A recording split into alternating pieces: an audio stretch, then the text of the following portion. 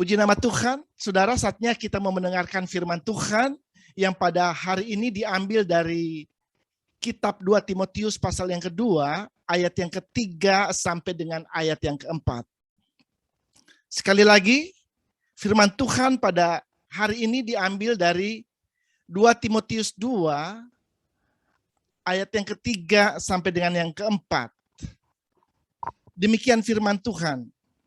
Ikutlah menderita sebagai seorang prajurit yang baik dari Kristus Yesus, seorang prajurit yang sedang berjuang, tidak memusingkan dirinya dengan soal-soal penghidupannya, supaya dengan demikian ia berkenan kepada komandannya.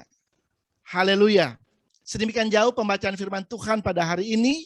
Saudara, kalau saya bisa kasih tema untuk khotbah pada hari ini, temanya adalah prajurit Kristus. Saudara-saudara, kalau kita mempelajari Alkitab, kita mempelajari tentang gereja Tuhan, maka gereja bisa berbicara tentang beberapa hal. Bisa bicara gereja itu adalah sebagai tubuh Kristus, di mana Yesus adalah kepala dan kita jemaat adalah tubuhnya. Bisa juga bicara gereja itu sebagai mempelai Kristus, di mana suatu saat Yesus akan datang ke dunia ini untuk menjemput gerejanya dan akan hidup bersama dengan dia selamanya di dalam kerajaannya. Bisa juga gereja bicara tentang garam dan terang dunia, di mana kita tahu bahwa kalau garam itu berfungsi untuk membuat makanan menjadi enak atau mempunyai rasa, saudara. Demikian juga kehadiran dari umat Tuhan atau orang percaya atau gereja Tuhan di muka bumi ini. Kita ada di muka bumi ini untuk menjadi berkat bagi dunia ini. Kita ada di dunia ini untuk bisa mempengaruhi dunia ini dan menjadi dampak bagi dunia ini. Dan juga gereja sebagai terang, saudara dan saya dikatakan kamu adalah terang dunia. Artinya dunia yang dalam kegelapan ini membutuhkan kita yang adalah terang bagi dunia ini. Sebenarnya bukan kita yang terang, karena sebagai orang percaya, Yesus telah masuk dalam kehidupan kita, dia yang adalah terang dunia itu, dan karena dia ada dalam hidup kita, maka kita pun dalam kehidupan kita akan terpancar terang. Sehingga orang bisa melihat terang. Orang-orang yang berada dalam kegelapan bisa melihat terang melalui kehidupan kita. Dan orang-orang yang berada dalam kegelapan bisa dipindahkan dari kegelapan kepada terangnya yang ajaib. Dan gereja juga bisa bicara gereja sebagai prajurit Kristus. Dan pada saat ini saya akan berbicara dan membahas tentang gereja sebagai prajurit Kristus atau tentara Allah atau God's Army. Saudara-saudara, satu hal yang kita perlu sadari bahwa pada waktu kita percaya kepada Tuhan Yesus dan menerima dia sebagai Tuhan dan Juru Selamat pribadi di dalam hidup kita, pada waktu itu kita sedang berada di dalam kancah peperangan rohani, di mana ada musuh yang harus dikalahkan. Ada iblis dan para pengikutnya yang akan selalu ingin menjatuhkan setiap orang-orang yang percaya. Ada dunia ini yang harus dikalahkan. Tapi sebagai orang percaya tentunya kita tidak perlu takut kepada iblis dan para pengikutnya. Karena kita sudah diberikan kuasa untuk mengalahkan iblis. Dikatakan dalam firman Allah, iblis itu seperti singa yang mengaum-ngaum, yang berjalan keliling. Dia mencari kalau ada orang yang bisa ditelannya. Nah saudara, kita ini adalah manusia. Dan tentunya sebagai manusia kita ini menjadi sasaran dari iblis dan para pengikutnya, saudara. Tadi saya sudah katakan kita tidak perlu takut karena firman Allah berkata roh yang ada di dalam kita adalah roh yang lebih besar daripada roh yang ada di dalam dunia ini. Dengan pertolongan Tuhan, kita pasti bisa mengalahkan iblis dan para pengikutnya. Saudara-saudara yang terkasih dalam Tuhan Yesus Kristus, sekarang bagaimana kita bisa menjadi seorang prajurit Kristus yang baik? Kalau kita membaca di dalam, yang pertama kalau kita baca dalam 2 Timotius 2 ayat yang ketiga, Demikian firman Tuhan. Ikutlah menderita sebagai seorang prajurit yang baik dari Kristus Yesus. Saudara-saudara, di dalam firman Tuhan ini dikatakan bahwa kita harus ikut menderita sebagai prajurit yang baik dari Kristus Yesus. Tuhan mau supaya kita bukan hanya menjadi prajurit yang biasa, tetapi menjadi prajurit yang baik, saudara. Seorang prajurit yang baik, dia akan berkenan di hadapan Tuhan. Saudara, kata ikutlah menderita sebagai prajurit yang baik, di dalam terjemahan bahasa Inggrisnya dikatakan bukan ikut menderita, saudara, tetapi di dalam terjemahan bahasa Inggris, kalau saudara membaca dalam King James Version, dikatakan bahwa kita bisa bertahan menanggung segala penderitaan atau segala tantangan, kesulitan yang ada di dalam hidup ini. Jadi seorang prajurit yang baik, yang pertama, dia tidak akan pernah menyerah atau dia never give up terhadap situasi, tantangan, pencobaan yang terjadi di dalam hidupnya.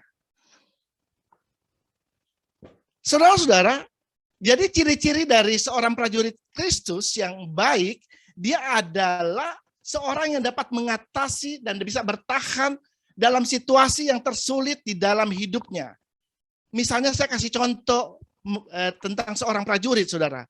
Kalau di Indonesia, di TNI Angkatan Darat, Indonesia memiliki pasukan khusus yang bernama Kopassus atau pasukan baret merah, saudara. Nah, pasukan khusus ini, sebelum seseorang menjadi anggota dari pasukan khusus ini, mereka harus dilatih dan harus melalui tes dan ujian, saudara. Dan pasukan khusus ini dilatih dengan sangat ketat sekali, saudara. Ya, dan mereka harus bisa mengatasi keadaan-keadaan sulit di dalam hidup mereka, saudara. Mereka dilatih untuk bisa bertempur di darat, di lautan, di gunung, maupun di sungai-sungai, saudara. Bahkan di rawa-rawa. Mereka dilatih untuk bisa survive di dalam keadaan yang seperti itu. Bahkan pasukan khusus Kopassus ini, saya baca satu artikel, mereka juga bisa bertempur di medan pertempuran yang ada saljunya. Padahal di Indonesia tidak ada salju, saudara. Tetapi mereka dilatih untuk bisa bertempur di tempat yang dingin, saudara. Ya, jadi memang pasukan khusus ini, makanya namanya pasukan khusus, karena mereka mengalami pelatihan yang khusus, saudara. Dan pasukan khusus ini, mereka salah satu latihannya adalah mereka ditaruh di hutan, ya, tanpa dibekali makanan, dan mereka harus bisa survive, mereka harus bisa bertahan hidup selama berhari-hari mereka ada di hutan. Ini suatu latihan yang sangat berat. Dan mereka harus bisa mengatasi segala kesulitan yang mereka hadapi. Demikian juga dengan kehidupan kita sebagai orang percaya. Saudara, kita disebut prajurit Kristus. Kita ini pasukan khusus dari kerajaan Allah, saudara. Di mana Tuhan sendiri yang menjadi komandan kita.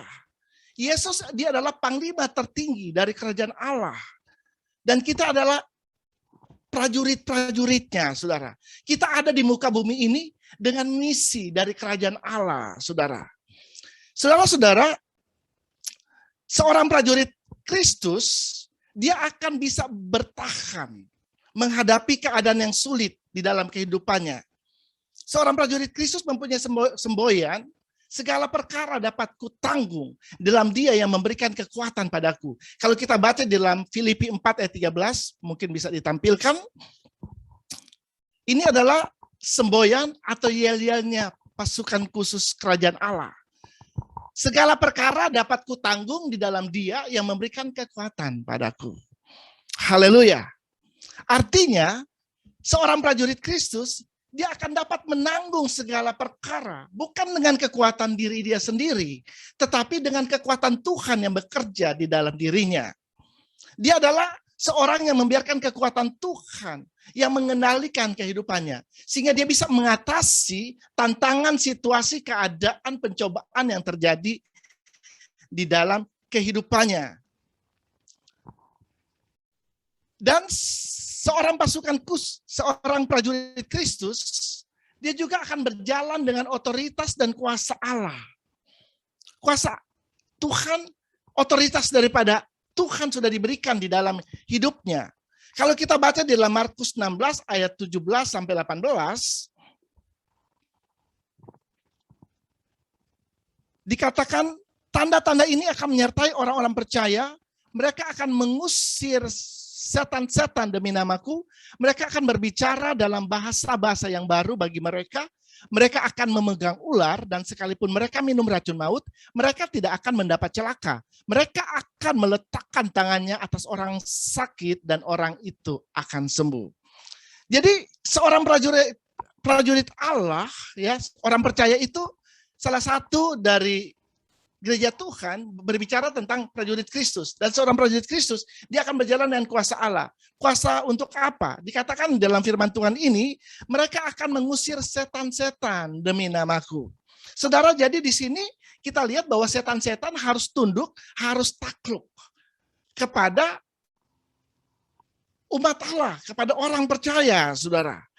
Kepada kita yang adalah prajurit Kristus, ya. Dan dikatakan juga kalau saudara baca dalam ayat 18, mereka akan memegang ular. Saudara, ular ini menunjuk kepada iblis. Saudara ingat cerita tentang Adam dan Hawa ketika mereka dicobai oleh iblis. Iblis itu mencobai Adam dan Hawa dengan menyerupai ular, saudara. Dan akhirnya Adam dan Hawa jatuh ke dalam pencobaan dan mereka jatuh dalam dosa dan akhirnya harus keluar dari Taman Eden, saudara. Dan kalau dikatakan memegang ular, artinya ular itu akan kita kalahkan. Iblis itu akan kita kalahkan. Kita akan hancurkan kuasanya. Kita akan hancurkan tipu muslihatnya. Amin, saudara.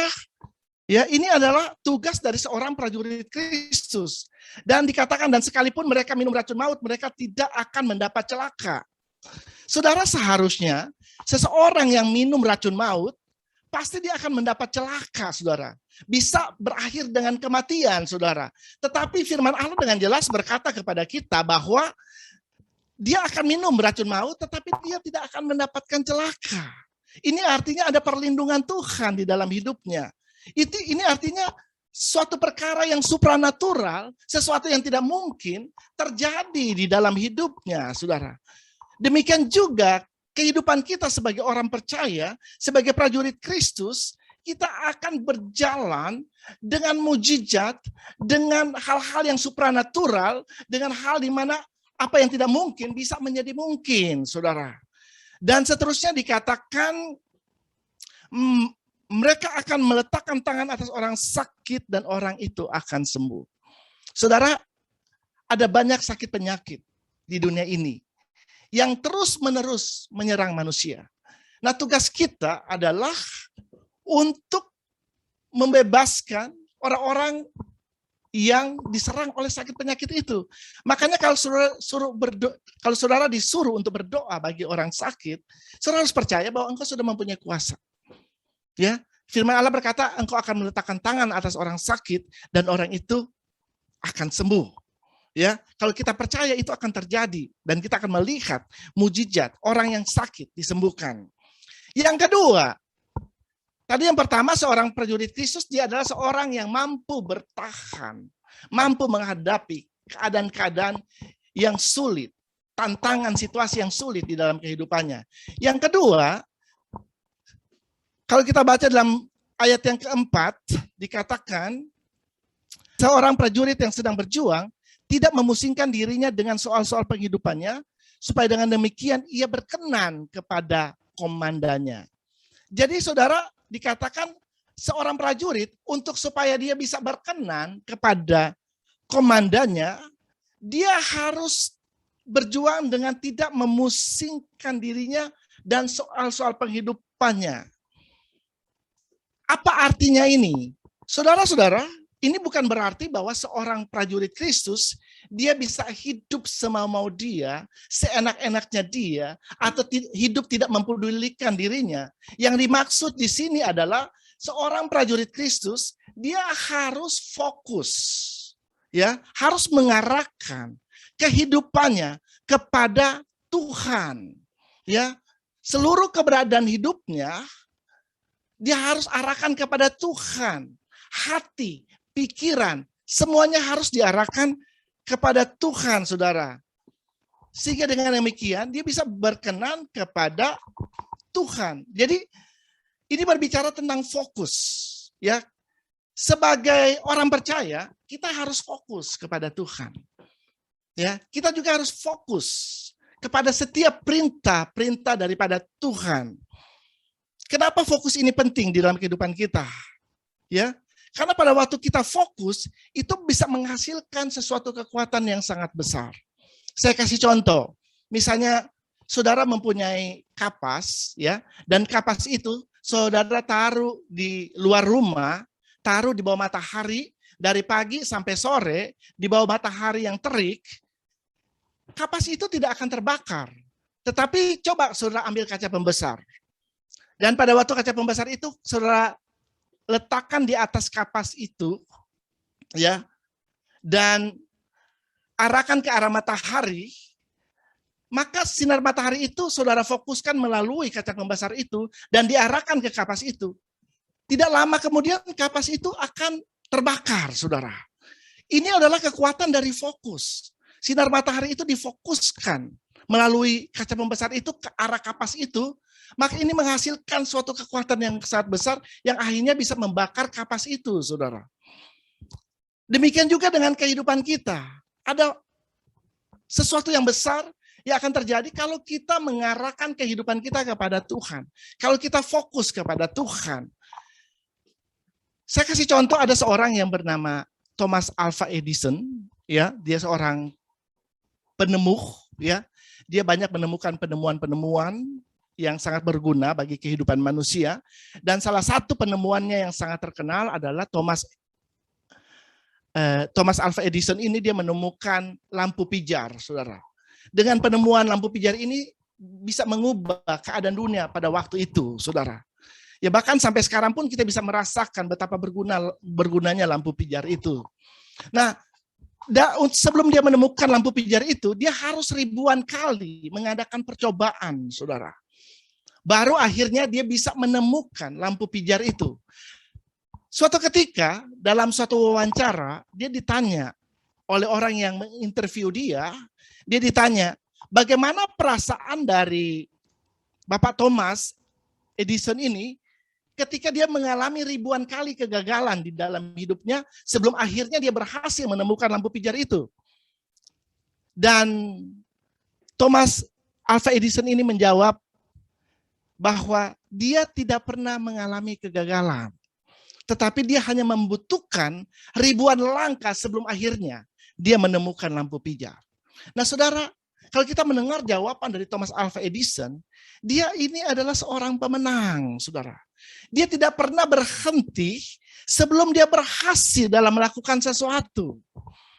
Demikian juga dengan prajurit Kristus.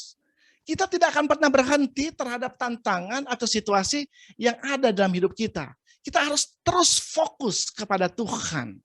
Pada waktu kita fokus kepada Tuhan, saya percaya pada waktu kita fokus kepada Tuhan dan perintah-perintahnya, maka kita akan melihat perkara-perkara yang besar dia akan nyatakan dan lakukan melalui kehidupan kita. Amin, saudara. Ya, perkara-perkara yang belum pernah kita lihat, mujizat akan terjadi di dalam kehidupan kita, saudara. Kalau kita lihat kehidupan dari 12 murid, murid-murid ini adalah mereka, kalau kita lihat, mereka adalah orang-orang yang sangat sederhana. Mereka adalah bukan orang-orang yang terkenal, bukan orang yang punya status di masyarakat, bukan juga orang-orang yang pinter atau educated people, saudara. Tetapi mereka adalah kebanyakan para nelayan, saudara.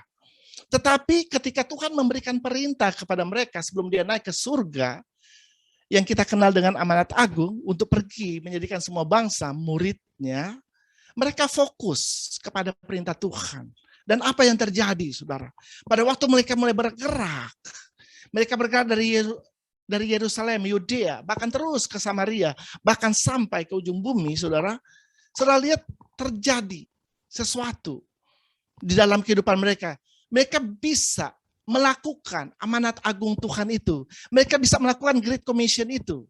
Dari kalau saudara membaca dalam Alkitab, dari 12 orang murid, akhirnya menjadi 120 orang murid yang menunggu di loteng Yerusalem.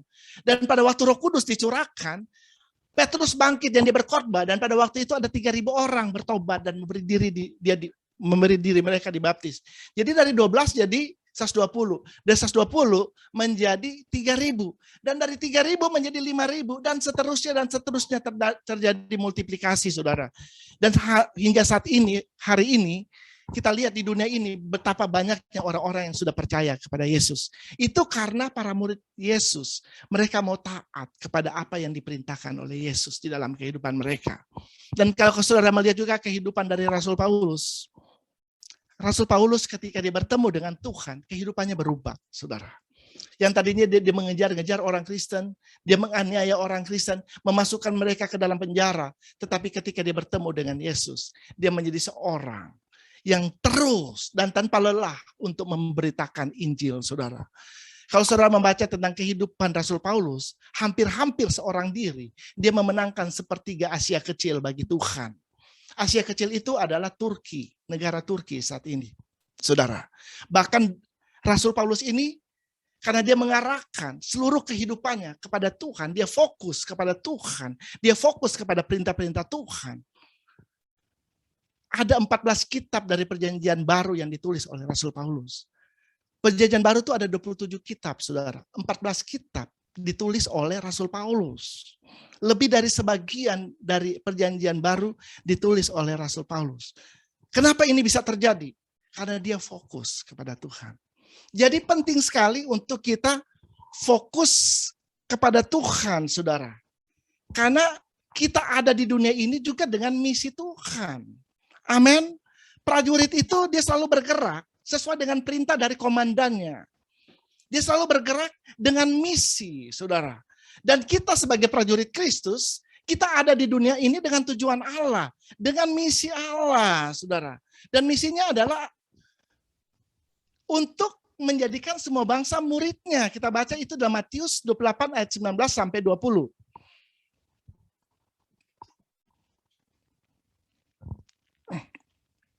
Karena itu pergilah jadikanlah semua bangsa muridku dan baptislah mereka dalam nama Bapa dan Anak dan Roh Kudus dan ajarlah mereka melakukan segala sesuatu yang telah kuperintahkan kepadamu dan ketahuilah aku menyertai kamu senantiasa sampai kepada akhir zaman.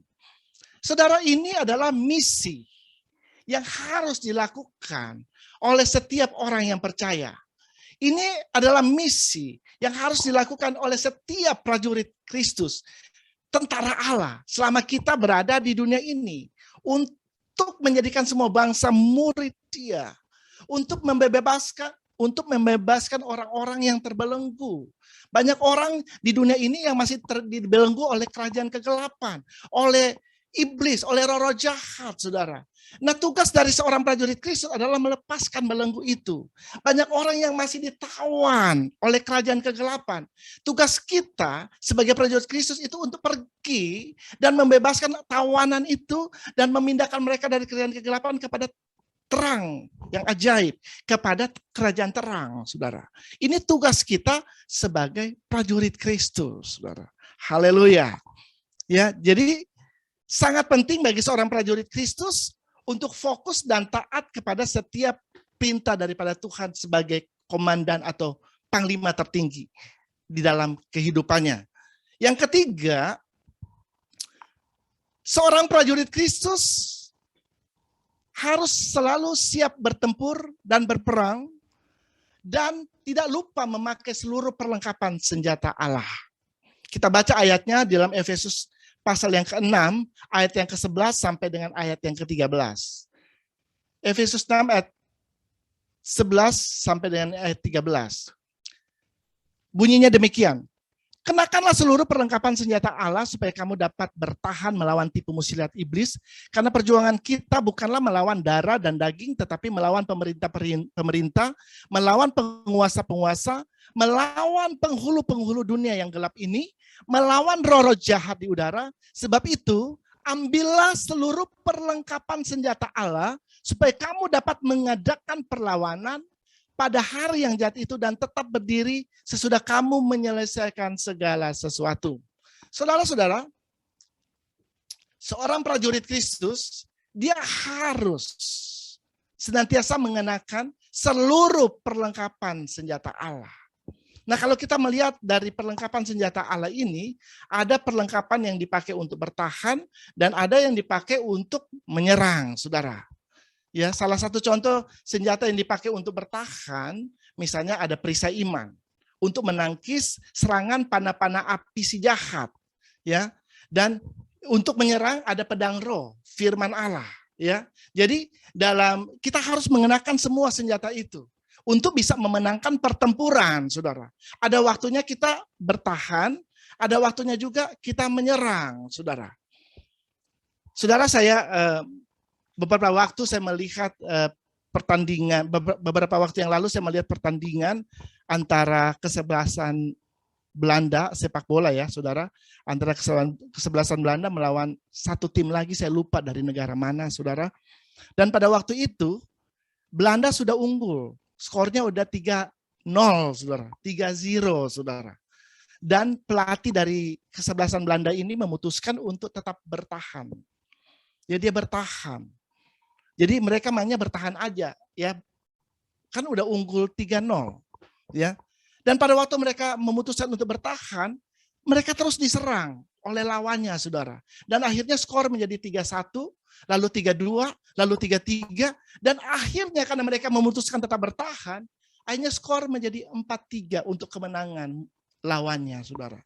Saudara, dalam kehidupan kita sebagai orang percaya, kita bukan hanya bertahan, tapi kita juga harus menyerang. Amin. Untuk mendapatkan kemenangan, kita juga harus bertahan, tapi juga harus menyerang. Ya, supaya bisa memenangkan pertempuran-pertempuran yang harus kita lakukan di dunia ini, saudara, sebagai seorang prajurit Kristus. Nah, kita akan lihat apa saja senjata yang harus dikenakan.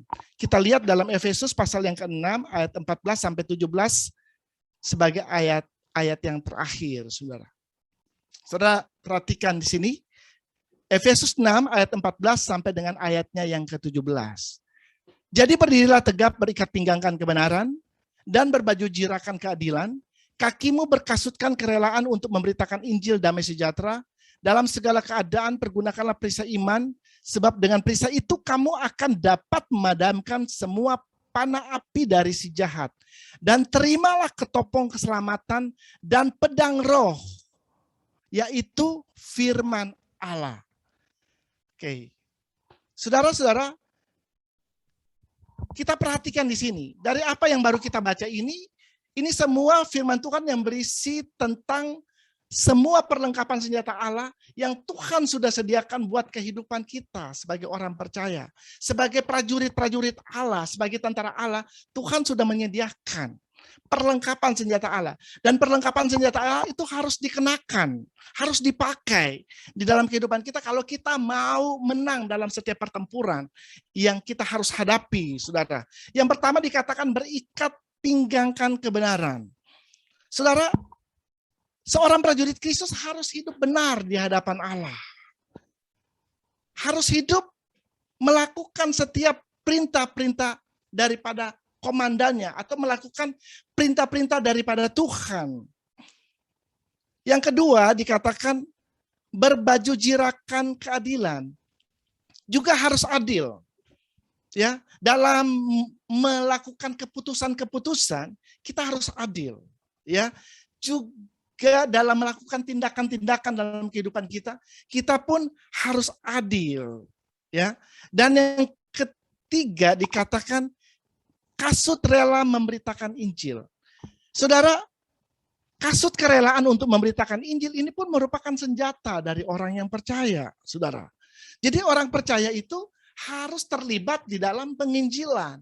Penginjilan itu bukan hanya tugas dari seorang hamba Tuhan atau seorang misionaris atau seorang pendeta, tetapi setiap orang percaya dia mempunyai tugas untuk memberitakan Injil. Karena itu adalah salah satu dari perlengkapan senjata Allah. Jadi sebagai orang percaya kita juga harus bergerak untuk memberitakan Injil, untuk memberitakan keselamatan itu kepada orang yang belum mengenal Yesus. Sehingga mereka pun boleh menerima keselamatan itu. Mereka bisa dipindahkan dari kerajaan kegelapan kepada kerajaan terang, saudara. Yang keempat, kalau saudara baca di dalam ayat yang keenam, ada di sana dikatakan dalam segala keadaan, pergunakanlah perisai iman. Saudara, perisai iman ini penting dalam kehidupan kita. Ini untuk menangkis setiap serangan-serangan musuh, saudara. Saudara, pada waktu kita takut, ya sebenarnya kita sudah lupa mengenakan perisai iman itu di dalam hidup kita. Beberapa kali saya mengatakan dari tempat ini bahwa lawan dari takut itu bukan berani, saudara, kalau di dalam firman Allah. Tetapi lawan dari takut itu percaya kepada Tuhan. Kita harus punya iman kepada Tuhan. Jadi pada waktu kita takut, sebenarnya iman kita sudah goyah. Kita sudah tidak mempunyai iman lagi. Karena kita lebih percaya bahwa apa yang mendatangi kita lebih besar daripada Tuhan kita, saudara. Itu yang terjadi. Tetapi kalau kita percaya bahwa roh yang ada dalam kita lebih besar daripada roh yang ada dalam dunia ini, kita tidak akan takut. Karena kita tahu pasti kita akan bisa menghadapi apapun situasi, tantangan, pencobaan yang terjadi di dalam hidup kita. Ya, jadi penting sekali untuk mempergunakan perisai iman ini. Dan seterusnya, terimalah ketopong keselamatan dan pedang roh. Ya, jadi yang kelima adalah ketopong keselamatan. Ketopong keselamatan itu atau helmet of salvation itu harus dikenakan di kepala kita untuk melindungi bagian kepala. Bagian kepala ini adalah bagian yang vital, saudara. Ya, dan bisa diserang oleh musuh. Pikiran ini harus dilindungi sehingga pikiran kita tidak terkontaminasi dengan hal-hal yang tidak berkenan di hadapan Allah. Pikiran kita ini harus dijaga, saudara, sehingga tidak dikotori oleh dunia ini, saudara. Dan ada pedang roh, yaitu firman Allah. Ya, kalau iblis, dia senjatanya dia memakai arrow, memakai panah api, dikatakan dalam firman Allah. Tetapi kalau orang percaya, senjata kita adalah pedang. Ya, karena iblis tuh, saya bisa katakan dia adalah pengecut, saudara. Dia menyerangnya dari jarak jauh. Tetapi kalau orang percaya, dia pakai pedang. Nah, pedang ini untuk peperangan jarak pendek, jarak dekat, saudara. Ya, baru bisa. Tapi kalau pakai panah, itu peperangan jarak jauh, saudara. Ya, nah, kita harus mempergunakan pedang juga, saudara, untuk bisa mengalahkan iblis. Pedang roh, yaitu firman Allah. 3 kali Yesus dicobai, 3 kali Yesus mengutip atau menggunakan firman Allah untuk mengalahkan iblis. Dan akhirnya iblis mundur daripada dia. Artinya iblis dikalahkan. Saudara-saudara, itulah perlengkapan senjata Allah yang harus kita punyai. Sebenarnya bukan harus kita punyai, itu sudah diberikan dalam kehidupan kita. Sudah disediakan oleh Tuhan buat kita. Yang kita harus lakukan adalah mengambil semua perlengkapan senjata Allah itu. Dan dikenakan dalam tubuh kita. Dipakai dalam kehidupan kita. Sehingga kita siap untuk bisa menghadapi setiap serangan dari musuh kita. Yang sewaktu-waktu bisa mendatangi kita. Karena kita tahu bahwa kehidupan ini tidak bisa diprediksi, saudara. Life is unpredictable, ya. Tidak bisa diduga apa yang akan terjadi dengan kehidupan kita. Oleh karena itu, kita harus senantiasa dalam keadaan yang sadar dan berjaga-jaga. Karena lawan kita itu dikatakan seperti singa yang mengaum-ngaum, yang berkeliling untuk mencari orang yang dapat ditelannya. Oleh karena itu kita harus sadar tentang hal itu dan kita berjaga-jaga. Bagaimana kita berjaga-jaga? Kita harus senantiasa mengenakan seluruh perlengkapan senjata Allah. Saudara, ada 4 tipe orang Kristen atau orang percaya. Ya, kalau saya berkata orang Kristen, Kristen itu artinya pengikut Kristus. Orang yang memutuskan untuk mengikut Kristus disebut orang Kristen, saudara. Ya, ada 4 tipe dari orang Kristen, saudara.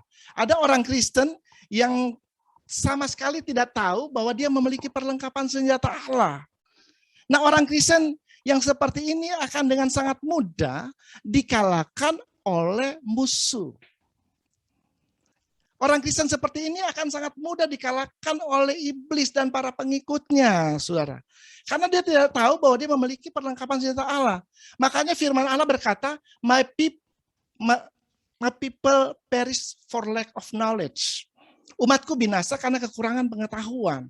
Kita membutuhkan pengetahuan firman Allah sehingga kita bisa mengerti dan tahu bahwa sebagai orang percaya, perlengkapan senjata Allah sudah disediakan dan kita bisa mengambil itu dan mengenakan itu dalam kehidupan kita. Sehingga kita bisa melawan setiap serangan dari musuh kita. Yang kedua adalah orang Kristen yang tahu persenjataan senjata Allah itu ada, tetapi tidak tahu bagaimana menggunakannya, saudara. Nah, orang-orang yang seperti ini sama saja, saudara. Dengan mudah mereka akan dikalahkan oleh iblis, saudara. Makanya perlu kita tahu perlengkapan senjata itu Allah itu ada dalam kehidupan kita.